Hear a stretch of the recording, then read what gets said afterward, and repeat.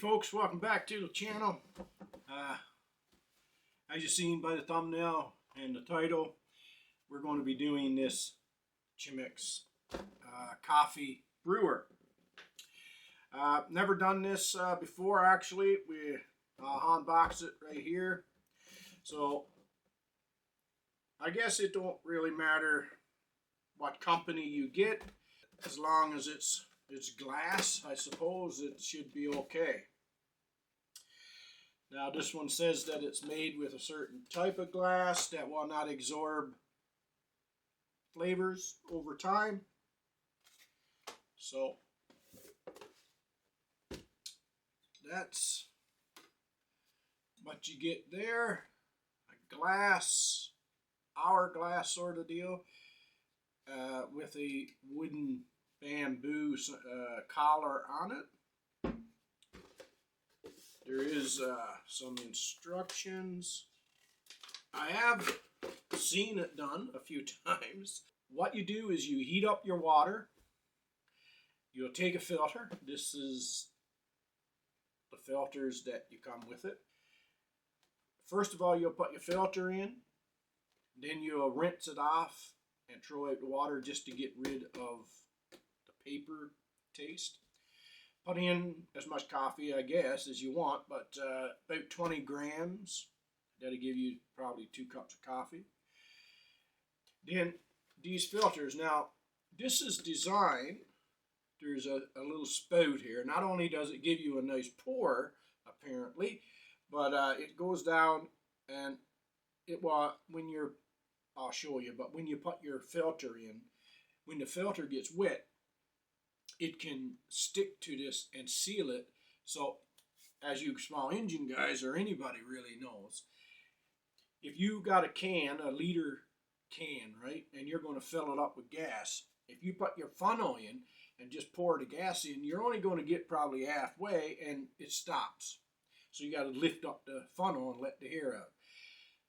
Same idea. So this filter is going to seal this off, and you're not going to, it'll stop dripping. And then you can overbrew your coffee and it becomes bitter and so on. The filters, and they just come in a sheet like that. Some are round, some are square, right? And they're just folded in quadrants. So how they remedied this is when you take your filter out, you got one piece of paper and you got, 1, 2, 3 or 4 pieces of paper. So when you put this in, you put the thicker side to the spout, the opening, like that. And that is how they say they remedied that problem. Rule of thumb is 600 grams of water, which comes out to about 2.5 cups of boiling water, to 20 grams of coffee. That should give you 2 cups of coffee or something like that. The procedure is you'll wet this filter and you'll just pour out the water. That's just to get rid of the paper taste. And you're going to pour, gently pour, all over the coffee grinds. And when the water is done, it's done. So you take your filter out, throw it away. So it should give you a nice cup of coffee. How it gives you a better cup of coffee, I do not know. Hey YouTube family, hit that subscribe button, because not only does it keep you in the loop, it also lets the YouTube algorithm know that you like this sort of thing. Also, it helps the YouTube algorithm push this video out to more and more wonderful, beautiful people just like you. Water is boiled. They say what you need is, for this particular system, is you need about 1 heaping tablespoon of ground coffee for every 5 ounces. What I'm going to do is I'm going to put in 2.5 cups of water, and I'm going to put in, 5 heaping teaspoons of coffee. All right? So, I just grounded my favorite coffee. Right? 1, 2, 3, 4. It's supposed to be about heaping. 1 heaping tablespoon is about 5 grams. Okay, so you want what, 20 grams or so. Okay, you'll fine tune this as well after using this for a while. You'll fine tune it. Now, I did forget to rinse out the filter, but hey, that's fine. Remember, have the thick part of the filter, right?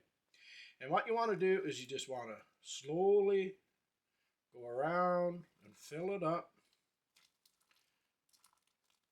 around the edges, and you want to bloom your coffee. You see it bubbling, and you want to leave it about a minute, 30 seconds to a minute. Now you will continue to slowly pour in.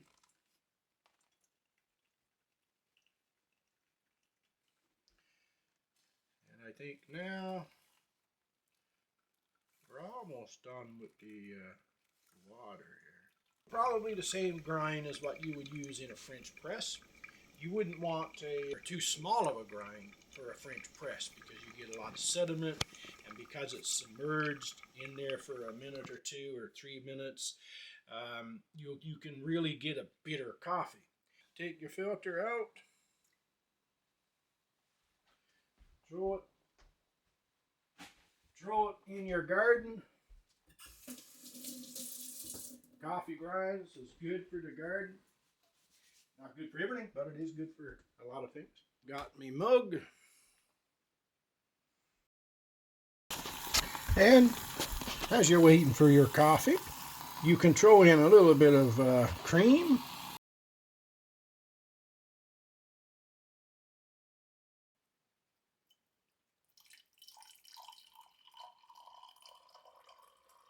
It's a little stronger than what I normally would have it. Then you dump in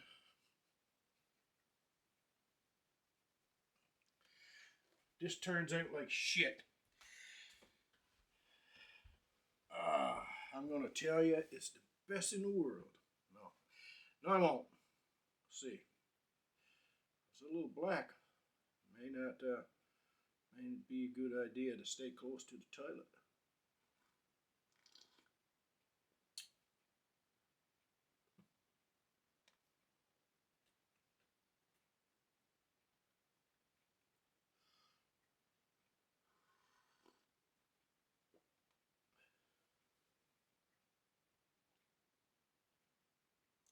It is stronger than what I like, but it's very smooth.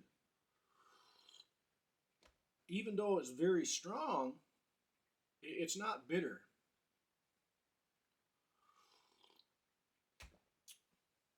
Yeah, I'm going to have to say it's pretty good. Yeah, it's when you fine tune it, it'd be even better. Is it a process that I would get up 4 o'clock in the morning, go to work, and spend? No, I would say it's not a process that I would be doing first thing in the morning. What I don't like about it is the filters are expensive. You get 100 filters for 20 odd dollars, depending where you are. So that may be a factor. It may not be a factor for you. The second downfall of this system is the time. Now, the French press, you still got to boil your water. The French press, you still, there's no filter. You still put your coffee in. I don't necessarily wait for to bloom the coffee. It don't make enough difference to me, so I just puts it in and plunges it down. I go do my thing, come back. The time factor is, for this thing, about 10 minutes, I'm going to say. I should have timed it, but it takes about 10 minutes, I'm guessing. So, besides the cost of the filter, and the time aspect, there's something more crucial why I don't like this thing. Not necessarily for me, but for anybody that likes a hot cup of coffee. It cools off really fast. I got maybe a quarter of this little tiny cup, and it was cool. Just warm. That may be a problem for you.